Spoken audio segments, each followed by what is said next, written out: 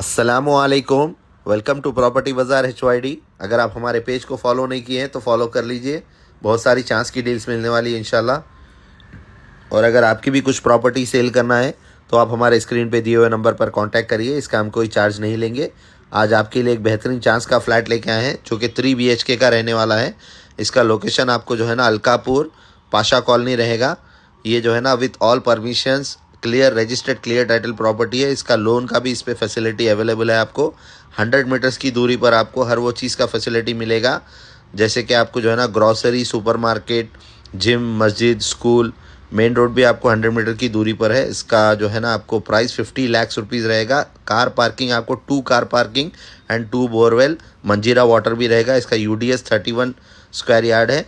ये 7 years old building है, आपको सेमी फर्निश्ड है। फॉर मोर डिटेल्स के लिए आप हमारे स्क्रीन पे दिए हुए नंबर पर कांटेक्ट करिए।